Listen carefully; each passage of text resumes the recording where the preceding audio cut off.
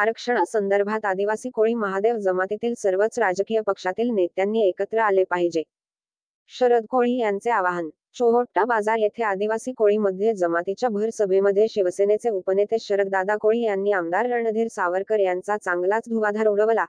जर का पुन्हा कोणी आपल्या आया बहिणीची अरेराईची भाषा वापरली, दादागिरी केली तर भर चौकात हाणा आपल्या असे भाषणातून बोलत होते. कित्येक दिवस अखेर सहन करत राहणार. जमातीसाठी आज शरद कोळी कोणत्याही पक्षाचा फेथ म्हणून नव्हे तर कोळी जमातीचा कार्यकर्ता म्हणून या स्टेजवर चढलो आहे. विरोधक बोलतात शरद कोळीला आमदार व्हायचे आहे. आमदार होणार पण जमातीच्या पाठीत खंजीर खुपसणार नाही. पण आमदार झालो तर जमातीसाठी खंबीरपणे उभा राहणार असल्याची ग्वाही देतो, असे विधान शिवसेना उद्धव ठाकरे गटाचे उपनेते तसेच धाडस सामाजिक संघटनेचे संस्थापक अध्यक्ष कोळी महादेव समाजांचे नेते चोहोट्टा बाजार येथील तुम्हाला हे सांगून ठेवतोय, आपण वाल्या कोळीची औलाद आहोत.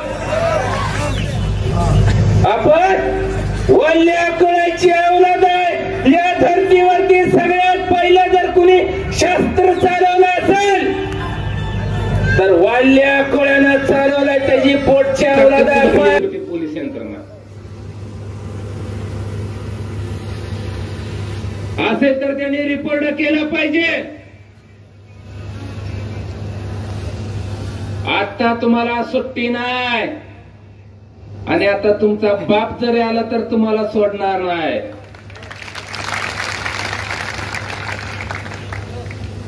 अरे आम्ही कुणाच्या ताटातलं मागत नाही, आम्ही कुणाच्या वाट्याचं मागत नाही. अरे आम्ही आमच्या हक्काचं मागतोय. ते गायबान्या चपट्या तोंडाचा आमदार जातीच्या भगिनीला साल्या घोडान मैदान जवळ आलंय. नाही तुला या मतदारसंघात तुडवला तर नावचा शरद कोळीला आहे. आणि दिलं तुम्हाला सांगतोय, लक्षात ठेवा, ही माजलेल्या बोकाड मरीबाई पुढे येऊन कापा.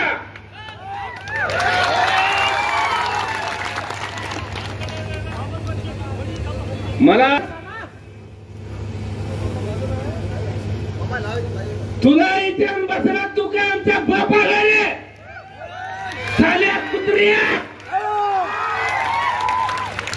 त्याला 12 बैलाचा 12 बैलाचा चौऱ्या नांगरा सगळ्यात आमदाराला लावा म्हणून मी इथं आलोय.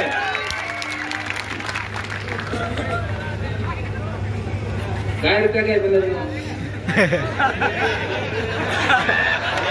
अरे काही बनायला कुठं नाव असतं का? त्याचं नाव घ्या ना, सावरकर. तुला वाटत असेल ही कोळी समाज तुला भेटतोय, तुला वाटत असेल छपऱ्या दादागिरी आमच्या पुढे करायची नाही, मग आमच्या पुढे दाखवायचं नाही. लक्षात ठेवा, ही सत्तेच्या जीवावर जी आरोपणा लावलाय ही सत्ता 1.5 महिन्यात आता जाणार आहे. आणि त्यावेळेस महाराष्ट्रात महाविकास आघाडी, काँग्रेस, राष्ट्रवादी, शरदचंद्र पवार आणि उद्धव बाळासाहेब ठाकरे सरकार येणार आहे. आणि हे भाद्रात तुझा याचा मुद्दा सगळं हिशोब करणार, तुझा हेचा मुद्दा सगळं हिशोब करणार. इथल्या यंत्रणेला सांगतोय, ज्या आमच्या आया बहिणीला त्याने अरेरावीची भाषा केले ताई त्याच्यावर 1800 गुन्हा दाखल करा. आणि जरी नाही पोलीस यंत्रणा घेतला तर याच रिंगणामध्ये महाराष्ट्रातला सगळा कोळी समाज उतरवल्याशिवाय स्वस्त बसायचा नाही.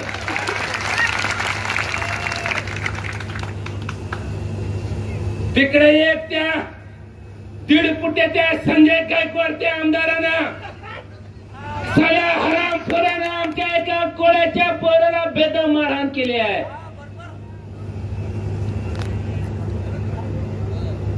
खरंच तुम्ही यंग ब्रिगेड सगळ्या युवक पोरांना लाज वाटली पाहिजे. लाज.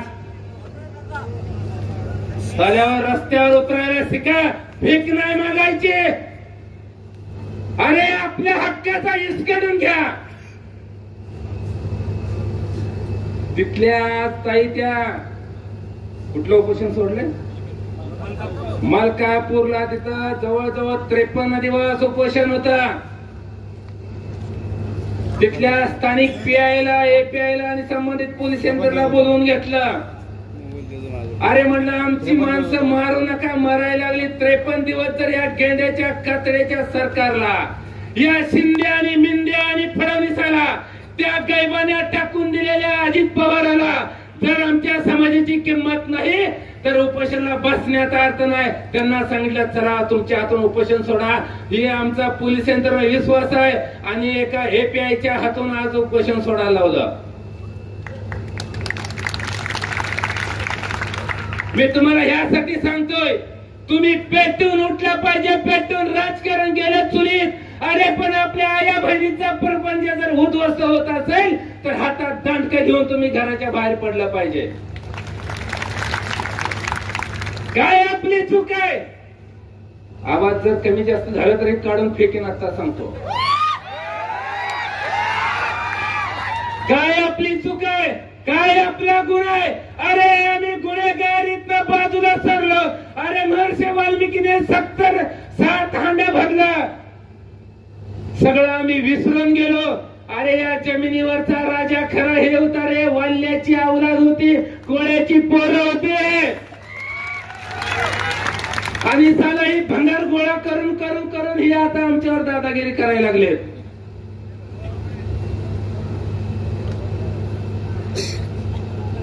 तुम्हाला एक सांगतो, लक्षात ठेवा,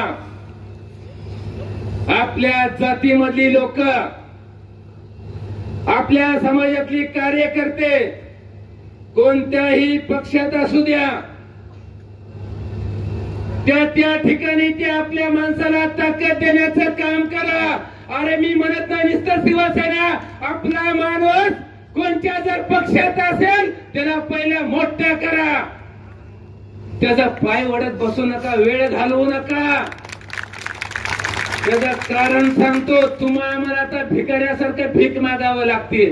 तुम्हा आम्हाला रस्त्यावरच्या लढाई करावं लागायला लागली, आंदोलन मोर्चे काढावं लागले, उपोषणाला बसावं लागतंय.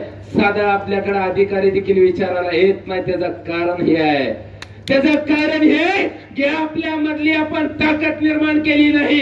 आपल्या मधला माणूस आपण जिल्हा परिषद सदस्य केला नाही. आपल्या मधला माणूस तुम्ही आमदार केला नाही. तुमचा माणूस तुम्ही खासदार केला नाही. म्हणून आमची मांडणी करण्यासाठी मंत्रालयामध्ये कुणीच नाही. म्हणून साऱ्यांना मस्त्याने माज आलाय. जर का आताच्या या लढ्यामध्ये जर शरद कोळी जर आमदार राहिला असता आणि कोळी समाज बांधवांचा प्रश्न घेऊन जर मी मंत्रालयात विधानसभेमध्ये उभा राहिलो असतो आणि बांडगोळी ह्याच्यासारखी गायबाने, काय ह्याचं नाव, हे काय जहागीरदारची औलाद आहे का ह्याचं नाव मी लक्षात ठेवायला. या सावरकर सारखा जर आमदार कुठला आणि अजून कुणी जर मध्ये बोलायला, आडवं लावायला, जर विरोध करायला उभा राहिला असता तर खुर्च्यानं मंत्रालयात ठोकून काढला असता.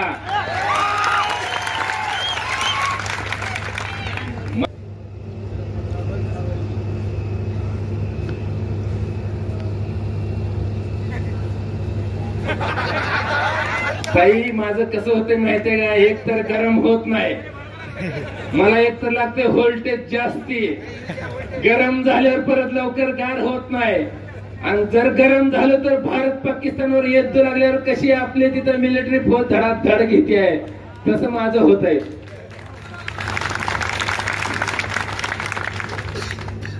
आता तर चालू झाले. त्यांना पहिलंच विचारलं मी, वेळ आहे का, गडबड नाही, घरी तुमचं टोपलं वाट बघत नाही, बायकोचा फोन आला नाही, नाही ना, नाही तर राड व्हायचं परत.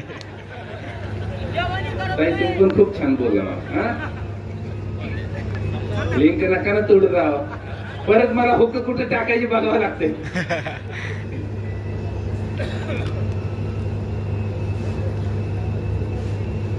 ताई मी तिकडे जातच नाही हो, मला कायद्यावरती काय लय अक्कल नाही. आणि ते कोणी ऐका गे, जी शाळा शिकलीत ना सगळी म्हशी राखायला गेलीत, जी शाळा शिकलीत ना कुठतर कंपनीत कामाला गेली. फकड्यांना शाळा शिकता बघा महाराष्ट्रावर राज्य करायला निघाले.